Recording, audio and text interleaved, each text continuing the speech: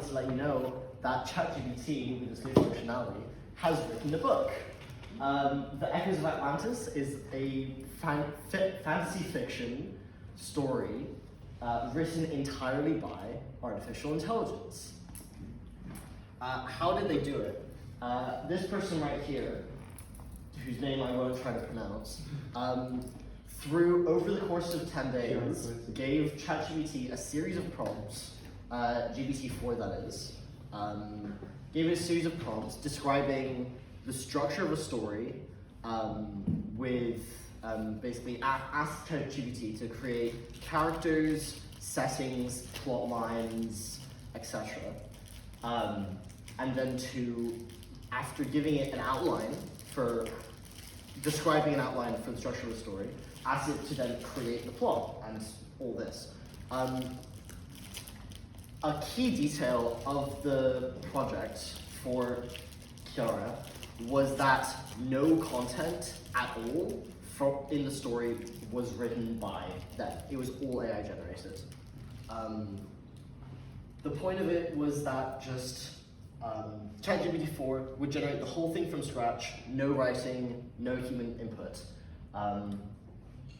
And the result is The Echoes of Atlantis, fantasy adventure novel, 12 chapters, 115 pages, written in 10 days in March. This came out 4 days ago. And the question is, I guess, how good is ChatGPT's writing? It's okay. It's a little bit repetitive. They really nail in the points of just random details for not particularly any reason. But if you'll allow me, I'd like to read the first page to you all. So The Echoes of Atlantis. I will.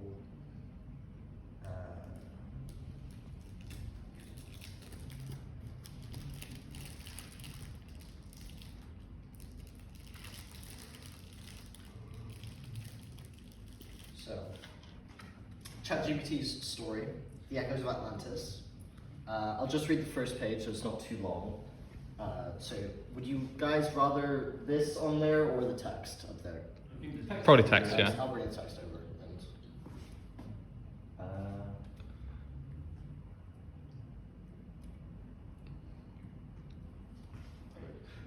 You know what?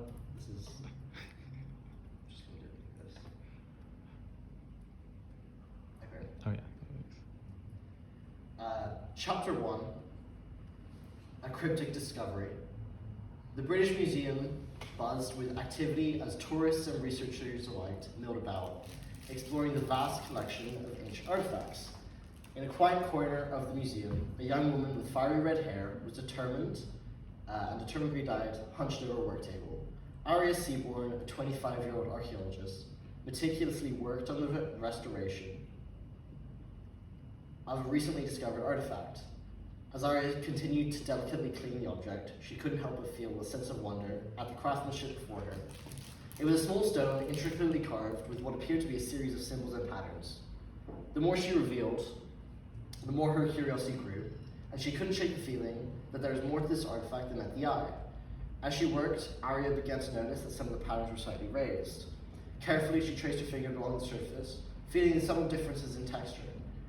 It was then that she realized the raised patterns were a hidden mechanism. With her heart pounding, she carefully manipulated the mechanism, causing a small compartment to open. She peered inside, her green eyes widening in amazement, and as she found a small ancient map, Aria couldn't believe her luck. This was exactly the type of discovery she'd always dreamed of making. She carefully unfolded the map, her hands trembling with anticipation. As she studied the intricate lines and markings, she felt a growing sense of excitement. The map seemed to depict a series of islands that matched the descriptions of the fabled lost city of Atlantis. In that moment, Aria knew that this discovery was too important to keep to herself. She needed to share it with someone who would understand its significance and help her unravel the mystery it presented. She immediately thought of her former mentor, Professor Nathan Langdon, a man who dedicated his life to uncovering the secrets of the lost world, including the lost city of Atlantis. With the artifact now revealed, Aria couldn't contain her excitement as she held the ancient map in her trembling hands. The urge to learn more about the mysterious artifact and the potential connection to the fabled lost city of Atlantis consumed her.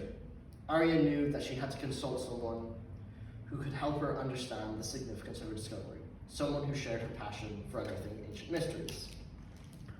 So, that's the first page. And you might have noticed it was pretty good, actually. This is like, an amateur writer, essentially. There's a bit of repetition. I think trembling hands were trembling a couple times. But for something that's completely generated by AI, it's very impressive. I've read the first chapter or two, and it's relatively consistent, which is a big problem. Which has been a big problem for AI, for like chat generation, for a long time. And the way they solved it with this was every time that they wrote a new section, because the text was so long, they asked they asked ChatGPT to create a summary of the previous chapters, and then include that, have that inform the decisions of the next parts. So rather than having an unwieldy amount of text, it would create its own summarizations, its own key plot points, and then when that summarization got too long, it would then go again and re-summarize that, and they kept doing that until eventually they had a whole book. It is 112 pages, I think. If anyone would like it, I have the PDF, and it links to everything. It's open, Creative Commons, open, whatever. There's an article as well. And more interestingly, if anyone would like to make their own book, the creator of this, well, the prompt designer, the prompt engineer, which is such a disgusting new thing. There are jobs for that now. Huh? There are jobs coming up for that now. I know, but anyway, they've published their process and the prompts that they've used. So, provided that you do something similar, if you follow their framework, you should be able to make a brand new book using AI again and again. Fantastic. Over 10 days each time. So, yeah, I thought that was interesting. Thank you for listening. Go out and make some books.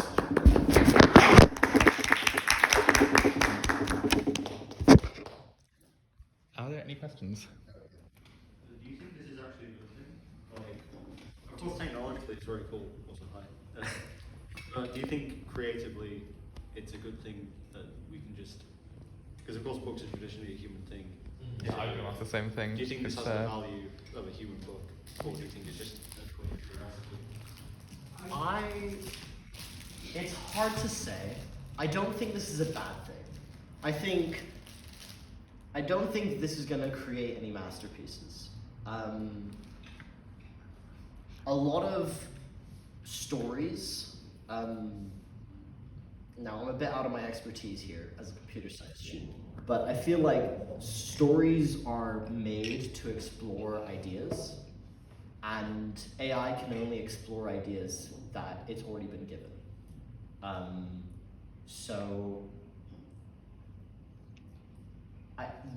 This is just going to make a lot of books. I think probably, maybe like, it's easy reading. If you like reading, if you like books for leisure, I think AI is going to make a lot of books for leisure. I read through the first chapter of this, and it was real easy to read, so I think it's fun. I think definitely it's for entertainment. Not even any meaningful interpretations. No, it's just entertaining. I'm assuming that's what AI can do. Yeah, I'm not sure where this could take us though. Do you not think it would take away, if you're reading a book, and you know that no human wrote this, do you not think that would? I don't think I could pay attention. I think I would be constantly thinking, this isn't real. This isn't an actual book. I think it definitely makes it a different experience if you read something knowing that it was written by an AI. In the way that if you know certain things about an author, it adds to the experience. Yeah. Whether that's negative or positive, I guess is up to the individual. And up to the book as well. Mhm. Yeah, I, this is I don't want to different see an altogether. AI make a book about human rights.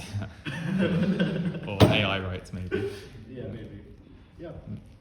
Alright. Anything else? Any other questions? Look, imagine in 20 years or 25 years, though, you just get a school that's teaching about a book that was published by an AI. So, what are the connotations of these two characters? Like, what are they trying to say here?